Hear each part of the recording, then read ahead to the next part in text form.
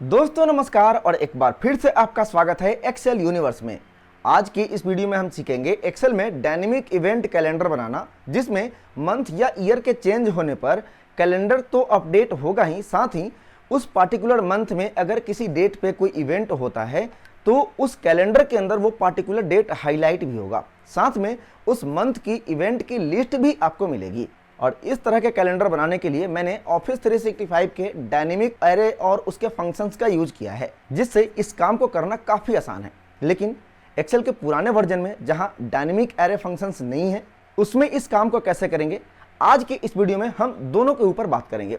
चलिए स्टार्ट करते हैं अपना आज का टॉपिक।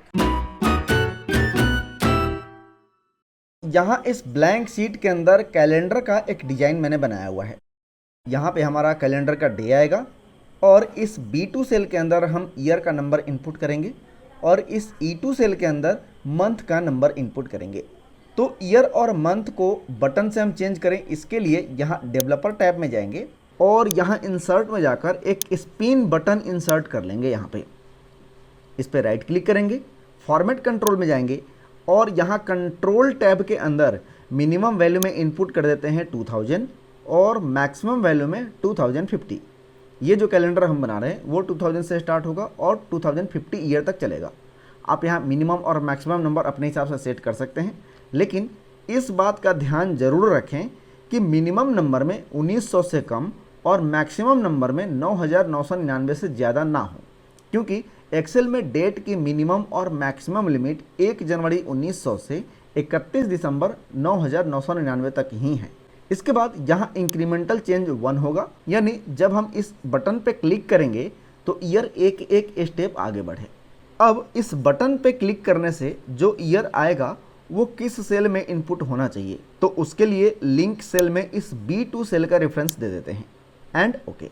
सेम इसी तरह मंथ के लिए भी एक बटन चाहिए, तो इसी की कॉपी एक बना लेते हैं। राइट क्लिक करेंगे इसके ऊपर और इसके फॉर्मेट कंट्रोल में जाएंगे और यहाँ मिनिमम वैल्यू हो जाएगा 1 और मैक्सिमम वैल्यू 12 है और यहाँ लिंक सेल के अंदर इस E2 सेल का रेफरेंस दे देंगे। अब यहाँ इस बटन पर क्लिक करते हैं तो आप देख सकते हैं नंबर चेंज हो रहे हैं। फिलहाल इस ईयर वाले सेल के अंदर मैनुअली हम 2022 इनपुट कर देते हैं और इस मंथ के लिए नंबर 8। अब इस संडे के नीचे वाले सेल में लिखेंगे इक्वल टू डेट। ईयर के लिए इस B2 सेल को सिलेक्ट कर लेंगे, कॉमा मंथ के लिए इस E2 सेल को, कॉमा डे में मैनुअल नंबर 1 इनपुट कर देते हैं, ब्रैकेट क्लोज एंड इंटर। इससे हमें 1 अगस्त का डेट मिल गया, लेकिन ज़रूरी नहीं कि 1 अगस्त को संडे ही हो। फिर ये 1 अगस्त किस वीक डे को है या इस संडे के नीचे कौन सा डेट होगा, ये पता करने के लिए हम इसी फंक्शन को वापस एडिट करते हैं और इसमें करेंगे +1 और माइनस करेंगे इस डेट का वीक डे का नंबर। और वो वीक डे का नंबर क्या है, उसके लिए यहाँ पे देंगे वीक डे का फंक्शन और इसी डेट को यहाँ से कॉपी करके इसके अंदर पेस्ट करेंगे, ब्रैकेट क्लोज एंड इंटर। और यहाँ एक डेट मिला 31 जुलाई 2022, यानी संडे 31 जुलाई को था। अब इसी फॉर्मूले को हम सीक्वेंस फंक्शन के अंदर ले लेंगे, तो यहाँ पे इसको एडिट करते हैं और यहाँ पे लिखेंगे सीक्वेंस, जिसमें रो नंबर 6 और कॉलम नंबर 7 होगा, कॉमा स्टार्ट नंबर में इस फॉर्मूले का जो रिजल्ट आएगा वो हो जाएगा और करते हैं इंटर। और हमें डेट का एक टेबल मिल गया। अब इसकी फॉर्मेटिंग हम चेंज कर देते हैं। इसके लिए इस पूरे रेंज को सेलेक्ट करके फॉर्मेट सेल में जाएंगे और यहाँ कस्टम में जाकर 2 टाइम्स D इनपुट कर देंगे, जिससे हमें सिर्फ डे का नंबर ही दिखेगा। अब ये जो कैलेंडर बना, इसमें सिर्फ यहाँ सेलेक्टेड मंथ का डे ही दिखे, इसके लिए इस पूरे रेंज के ऊपर एक कंडीशनल फॉर्मेटिंग अप्लाई करेंगे। उसके लिए इस पूरे रेंज को सेलेक्ट रखते हुए कंडीशनल फॉर्मेटिंग के न्यू रूल में जाएंगे और सबसे लास्ट वाले ऑप्शन को क्लिक करेंगे। यहाँ इस बॉक्स के अंदर हम अपना रूल लॉजिक इनपुट करेंगे, जिसके ऊपर ये कंडीशनल फॉर्मेटिंग काम करेगा।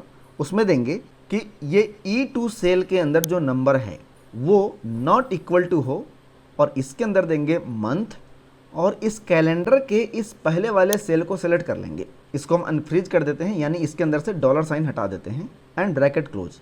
अगर ये लॉजिक ट्रू हुआ तो कौन सा फॉर्मेट अप्लाई करना है, उसके लिए यहाँ फॉर्मेट में जाएंगे और फॉन्ट का कलर वाइट सेलेक्ट कर लेंगे, क्योंकि हमारा बैकग्राउंड भी वाइट है और नंबर भी वाइट कर देंगे तो वो दिखेगा नहीं एंड ओके। अब इस कैलेंडर में उस डे को हाईलाइट करना है जिस डे पर कोई इवेंट हो। तो उसके लिए यहाँ दूसरे सीट में एक टेबल है जिसका नेम मैंने इवेंट कैलेंडर दिया हुआ है। इसमें डेट वाइज इवेंट का डिटेल है। अब यहाँ जो हमने कैलेंडर बनाया उसमें जो भी डेट इवेंट टेबल में दिए गए डेट से मैच करे उसको हाईलाइट करना है।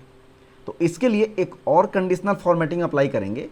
इस पूरे रेंज को सिलेक्ट किया और कंडीशनल फॉर्मेटिंग के न्यू रूल में जाएंगे और फिर से उसी ऑप्शन को चूज करेंगे और इस बॉक्स के अंदर लिखेंगे equal two is number bracket open और मैच। इसका लुकअप वैल्यू होगा इस कैलेंडर का ये पहला वाला सेल, इसको हम अनफ्रीज कर देंगे कॉमा। इसके बाद लुकअप एरे में दूसरे सीट से इवेंट डेट वाला कॉलम सेलेक्ट कर लेंगे comma 0 and 2 bar bracket close. यहाँ इज नंबर के अंदर हमने मैच का फॉर्मूला लगाया है, यानी मैच अगर कोई रिजल्ट लेकर आता है तो वो नंबर में होगा और इज नंबर ये चेक करेगा कि जो रिजल्ट आया है क्या वो नंबर है या नहीं, क्योंकि मैच का फॉर्मूला वो एरर भी दे सकता है रिजल्ट में। तो अगर एरर आया तो इज नंबर फॉल्स रिटर्न करेगा, अदरवाइज ट्रू रिटर्न करेगा। अगर ये लॉजिक ट्रू हुआ तो क्या फॉर्मेट अप्लाई करना है, तो इसके लिए यहाँ फॉर्मेट के अंदर जाएंगे और इसके अंदर हम एक फील कलर चूज कर लेंगे, जैसे ये ग्रीन वाला कलर। ओके करते हैं, यहाँ भी ओके। यहाँ पे ये इवेंट वाला कंडीशन हम नीचे कर देंगे और इस ऊपर वाले रूल का ये बॉक्स चेक कर देंगे, अप्लाई एंड ओके। और इस तरह यहाँ पे वो डेट हाईलाइट हो चुके हैं जिस डेट पे कोई इवेंट है। अब यहाँ इवेंट की एक लिस्ट चाहिए, जो भी मंथ यहाँ पे सिलेक्टेड हो उस मंथ में अगर कोई इवेंट होता है उसकी लिस्ट यहाँ पे आ जाए। तो उसके लिए हम यूज़ करेंगे फिल्टर फंक्शन को। देखिए कैसे, यहाँ लिखा इक्वल टू फिल्टर, एरे में अपने इवेंट टेबल का नेम इनपुट करेंगे कॉमा, इंक्लूड में लिखेंगे टेक्स्ट और इसके अंदर फिर से इवेंट टेबल का नेम देंगे और उसके अंदर से हम डेट वाला कॉलम सेलेक्ट करेंगे कॉमा, फॉर्मेट में देंगे 3 times m minus 2 times y bracket close. इससे इवेंट टेबल में दिए गए डेट से उसका मंथ और ईयर मिलेगा और ये इक्वल टू हो यहाँ जो कैलेंडर आएगा उस मंथ के, तो उसके लिए भी देंगे टेक्स्ट और इस कैलेंडर के बीच से कोई सेल ले लेंगे। इसके बाद इसका भी format same 3 times m minus 2 times y bracket close and comma. अगर सिलेक्टेड मंथ में कोई इवेंट ना हो तो ऐसे में फिल्टर फंक्शन एरर रिटर्न करेगा। तो उस केस में यहाँ पे हम इनपुट कर देंगे, अगर एरर आए तो no event bracket close and inter. यहाँ इस डेट की फॉर्मेटिंग भी चेंज कर देते हैं और इस तरह हमारा डायनेमिक इवेंट कैलेंडर बनकर तैयार है। अब यहाँ कोई भी मंथ चेंज करें तो उसके अकॉर्डिंग ये कैलेंडर भी अपडेट होता रहेगा और उस इवेंट की डेट भी हाईलाइट होगी, साथ में इस इवेंट की लिस्ट भी आपको यहाँ मिलती रहेगी। तो ये इवेंट कैलेंडर ऑफिस 365 के फंक्शन और डायनेमिक एरे की सहायता से काफ़ी आसानी से बन गया। लेकिन एक्सेल के पुराने वर्जन जहाँ सीक्वेंस और फिल्टर जैसे फंक्शन और डायनेमिक एरे जैसे फीचर्स नहीं हैं, वहाँ ये कैलेंडर कैसे बना सकते हैं, आइए उसके बारे में देखते हैं। यहाँ इसी सीट की एक कॉपी बना लेते हैं और बाकी कैलेंडर की फॉर्मेटिंग हमने ऑलरेडी कर रखी है, तो हमें सिर्फ यहाँ फॉर्मूला चेंज करना है। इसके लिए इस कैलेंडर के इस पहले वाले सेल पे क्लिक करेंगे और यहाँ फॉर्मूला बार में जो फॉर्मूला डिस्प्ले हो रहा है उसमें इस डेट के पहले जो सीक्वेंस फंक्शन हमने लगाया है उन सबको डिलीट कर देंगे। इसके बाद इस मंडे वाले डे के नीचे जाएंगे और इसमें देंगे इक्वल टू और इसके अंदर +1 ऐड कर देंगे और फिर इसे कॉपी करके यहाँ से यहाँ तक फॉर्मूला पेस्ट कर देंगे। अब यहाँ नीचे जाएंगे, देंगे इक्वल टू और इस ऊपर वाले सेल में +7 ऐड कर देंगे और इसे कॉपी करके यहाँ से यहाँ तक पेस्ट कर देंगे और ये कैलेंडर हमारा बनकर तैयार हो गया। इसमें वो डेट भी हाईलाइट होंगे जिस डेट पे कोई इवेंट होगी। जैसे यहाँ मंथ चेंज करने पे आप देख सकते हैं कि वो डेट भी हाईलाइट हो रहे हैं। अब जो मेन चैलेंज है वो है इस इवेंट टेबल का लाना। तो इसे लाने के लिए सबसे पहले ये पता होना चाहिए कि जिस मंथ की कैलेंडर हम यहाँ ला रहे हैं उस मंथ में टोटल कितने इवेंट्स हैं।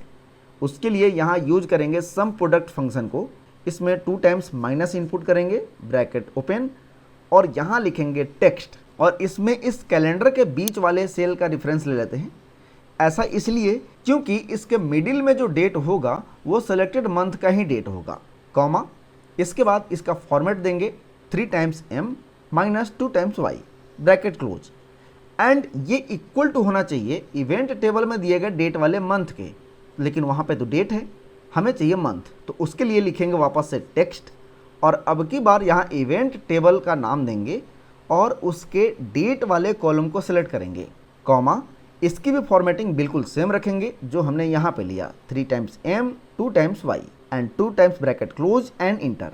यहाँ रिजल्ट मिला 7, यानी अगस्त महीने में टोटल 7 इवेंट हैं।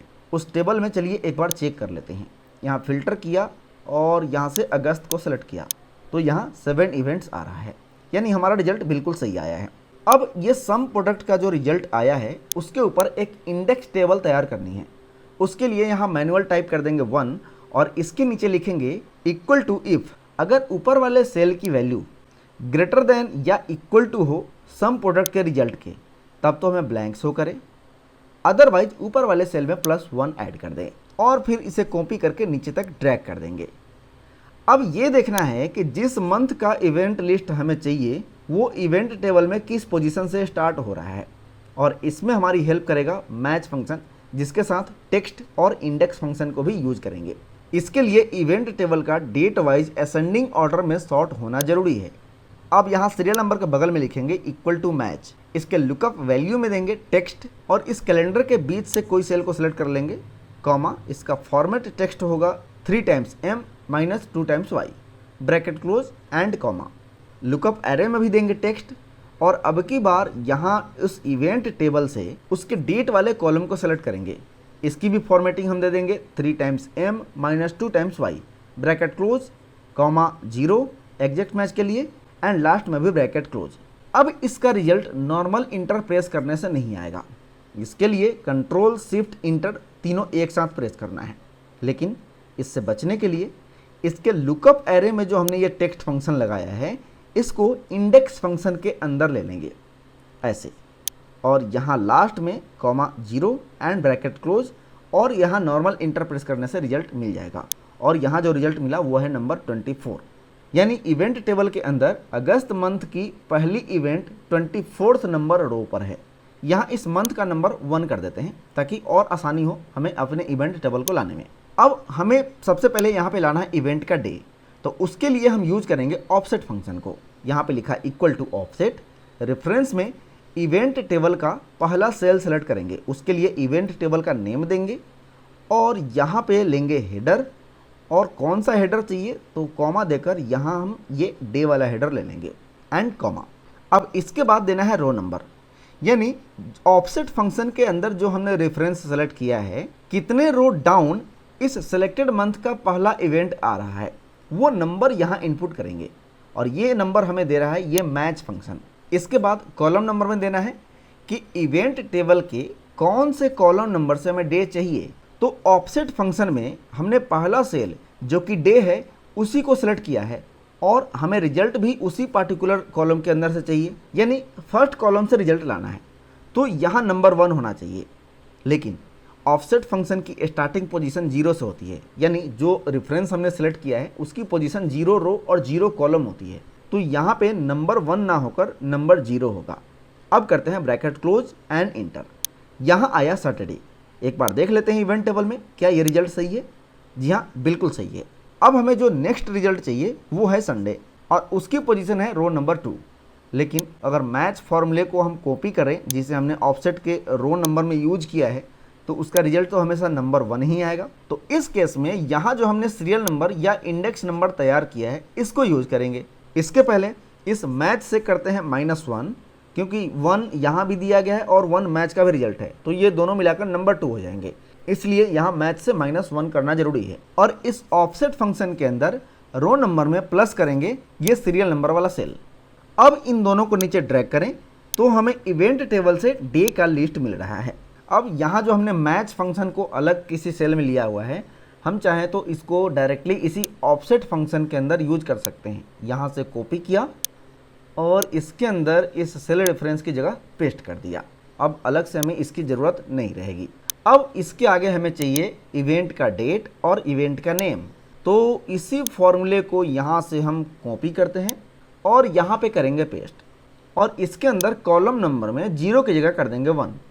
ठीक इसी तरह से इवेंट नेम लाने के लिए जो कि कॉलम नंबर 3 पे है लेकिन ऑफसेट फंक्शन का यूज किया है, इसलिए यहाँ कॉलम नंबर में 0 की जगह नंबर 2 हो जाएगा। अब करते हैं इंटर। यहाँ एक परेशानी और है, अगर सेलेक्टेड मंथ में कोई इवेंट नहीं आया तो ये एरर रिटर्न करेगा, लेकिन हमें एरर नहीं चाहिए। इसको हैंडल करने के लिए हम इन सभी फंक्शन को इफ एरर फंक्शन के अंदर ले लेंगे। अब इन तीनों फॉर्मूलों को सेलेक्ट करके नीचे तक ड्रैग करें तो हमें इवेंट टेबल मिल रहा है जो यहाँ सेलेक्टेड मंथ है उसके अकॉर्डिंग। अब यहाँ पे अगर हम मंथ चेंज करते हैं तो उस मंथ के अकॉर्डिंग इस कैलेंडर में वो इवेंट वाला डेट भी हाईलाइट होगा और यहाँ इवेंट की लिस्ट भी हमें मिल रही है। तो इस तरह इन फॉर्मूलों का यूज करते हुए एक्सेल के अंदर एक डायनेमिक इवेंट कैलेंडर बनाया जा सकता है। आई होप आप इसे अच्छे से समझ गए होंगे। वैसे यह प्रैक्टिस फाइल नीचे डिस्क्रिप्शन में दिए गए लिंक पर डाउनलोड के लिए अवेलेबल है, वहां से डाउनलोड करिए और प्रैक्टिस कर सकते हैं। फिलहाल आज के लिए बस इतना ही, मिलेंगे अगली वीडियो में ऐसे ही किसी नए और इंटरेस्टिंग टॉपिक को लेकर। तब तक के लिए नमस्कार। Thanks for watching this video.